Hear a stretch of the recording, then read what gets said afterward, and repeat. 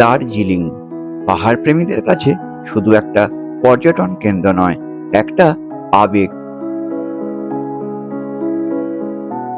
মেঘে ঢাকা পাহাড়, শীতল হাওয়া, ব্রিটিশ আমলের ঐতিহ্য, বিশ্ববিখ্যাত চা আর কাঞ্চনজঙ্ঘার অপূর্ব দৃশ্য, সব মিলিয়ে দার্জিলিং যেন বারবার ফিরে আসার এক অদ্ভুত টান তৈরি করে।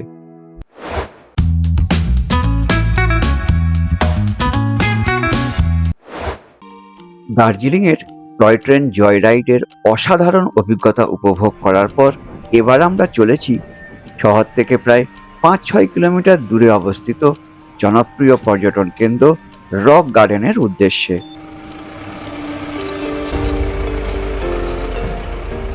ব্লুমফিল্ড টি এস্টেটের মধ্য দিয়ে মেঘে ঢাকা আঁকাবাঁকা পাহাড়ি রাস্তা ধরে এগিয়ে চলেছে আমাদের গাড়ি। রাস্তার দুপাশে সবুজ চা বাগান, পাহাড়ের গা বেয়ে নেমে আসা মেঘ, আর একের পর এক হেয়ারপিন বেন্ড। যতটা সিনেমাটিক ততটাই রোমাঞ্চকর। কিছুক্ষণের মধ্যেই এসে পৌঁছলাম রক গার্ডেনের প্রবেশদ্বারে। জনপ্রতি 20 টাকা করে টিকিট কেটে প্রবেশ করলাম ভেতরে।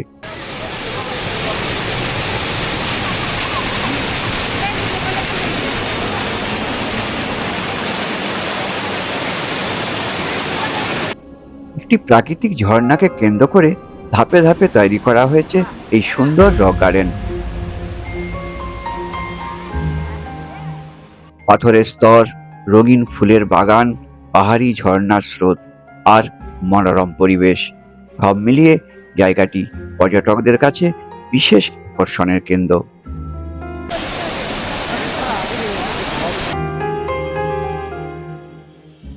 নিচের এই অংশটিতে বসে আপনি কিছুটা সময় কাটাতে পারেন প্রকৃতির সান্নিধ্যে। সামনে পাহাড়, মেঘ, পাশে ঝর্ণার শব্দ আর চারিদিকে সবুজের সমারোহ, সব মিলিয়ে পরিবেশটা সত্যিই মনকে ছুঁয়ে যায়।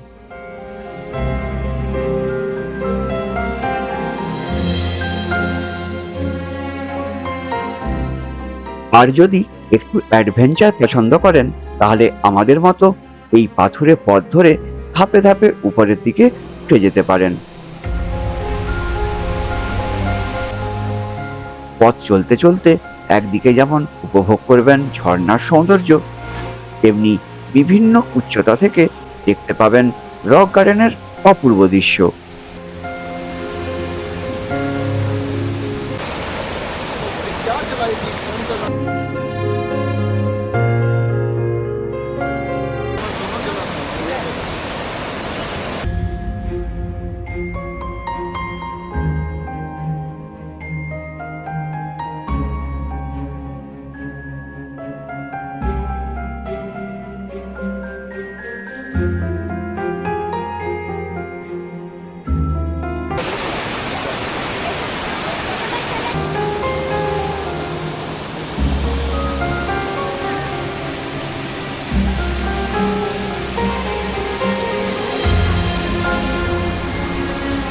রক গার্ডেন দার্জিলিং যারা ঘুরতে আসছেন তারা অবশ্যই দার্জিলিংয়ের এই স্পটটা মানে রক গার্ডেন টাচ করবেন।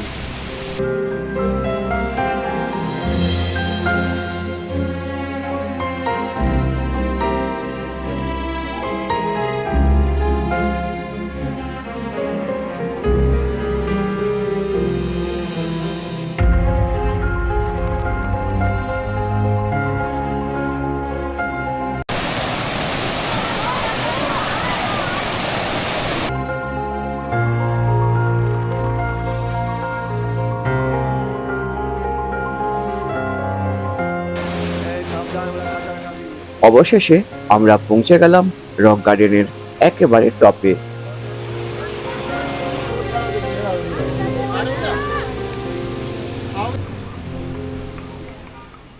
এরপর কিছু ছবি আর কিছু ভিডিও তুলে নিয়ে আবার একই পথে নিচে নেমে আসা।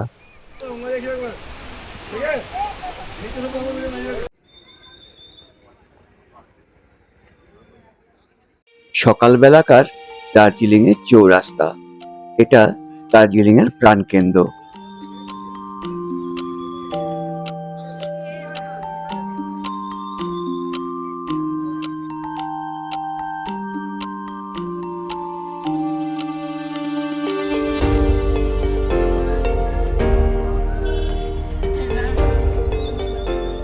এবার আমরা চলে এলাম দার্জিলিং এর আরেকটি শান্ত ও দর্শনীয় স্থানে, জাপানিজ টেম্পল এবং পিস পাগোডা দেখতে।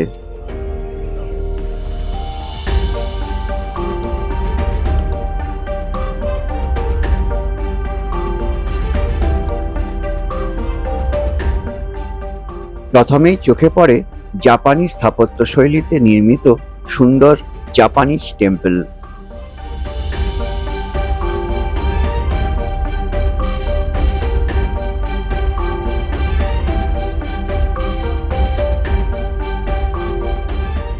উনিশশো ৭২ সালে প্রতিষ্ঠিত এই মন্দিরটি বিশ্ব শান্তি ও মানবতার বার্তা বহন করে চলেছে।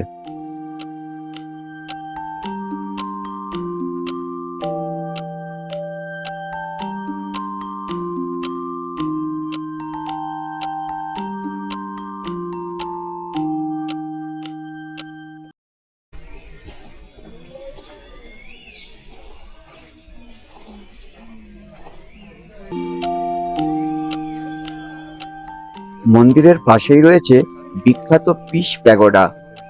বিশ্বের বিভিন্ন দেশে নির্মিত পিস প্যাগোডাগুলোর মধ্যে এটি অন্যতম।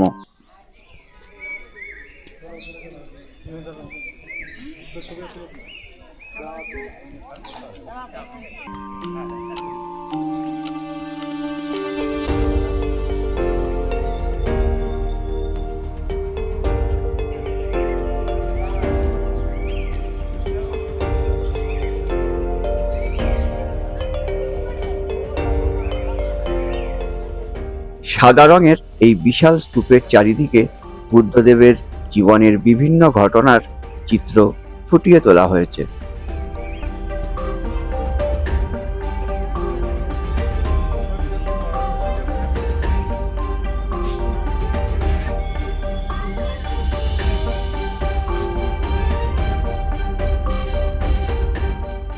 এখন আমরা তিবেতান রিফিউজি সেলফ হেল্প সেন্টারে।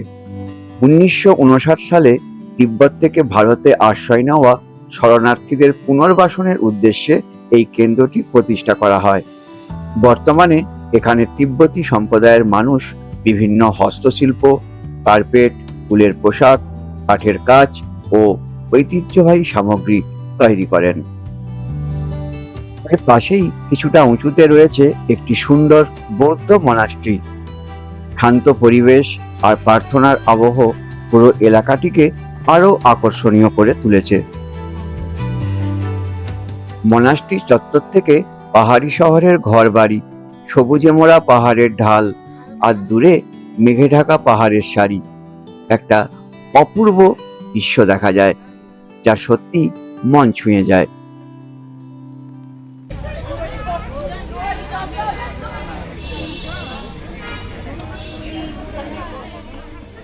এরপর আমরা পৌঁছে গেলাম দার্জিলিং এর আরেকটি জনপ্রিয় দর্শনীয় স্থান তেনজিং রকে। বিশ্বখ্যাত পর্বতারোহী তেনজিং নোরগের নামানুসারে এই বিশাল প্রাকৃতিক পাথরের নামকরণ করা হয়েছে।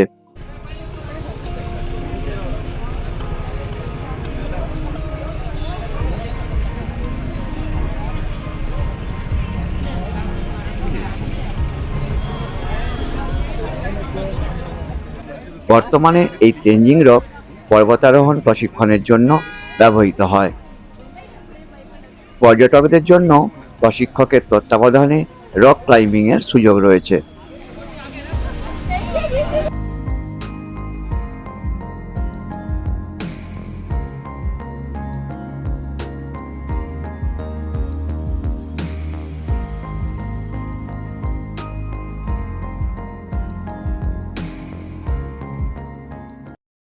দিনের শেষ বেলায় গন্তব্য ছিল দার্জিলিং এর অন্যতম প্রাচীন এবং ঐতিহাসিক বৌদ্ধ মঠ ঘুম মনাস্ট্রি।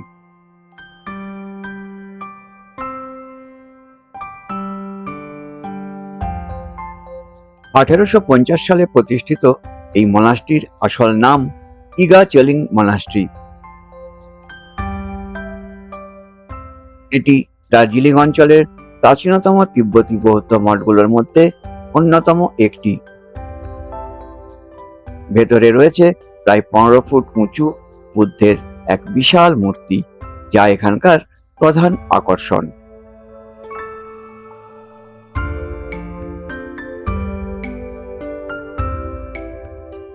দিনের শেষ প্রহরে দাঁড়িয়ে চারিদিকের দৃশ্য উপভোগ করতে করতে মনে হচ্ছিল দার্জিলিং শুধুমাত্র প্রাকৃতিক সৌন্দর্য নয়, ইতিহাস, সংস্কৃতি আর আধ্যাত্মিকতারও এক অনন্য মেলবন্ধন। এই সুন্দর মুহূর্তগুলোকে সঙ্গী করে শেষ হয়ে গেল আজকের দিনটি। প্রবল বৃষ্টি আর পর্যটকদের অতিরিক্ত চাপের কারণে না দেখা থেকে গেল অনেক কিছুই। কাল আমরা দার্জিলিং ছেড়ে চলে যাব কার্শিয়াং এর অফবিট গ্রাম চিমনিতে। ঘুরে দেখব কার্শিয়াং এর বিভিন্ন টুরিস্ট স্পটগুলো, আর সেই ভিডিও নিয়ে ফিরে আসবো পরের এপিসোডে।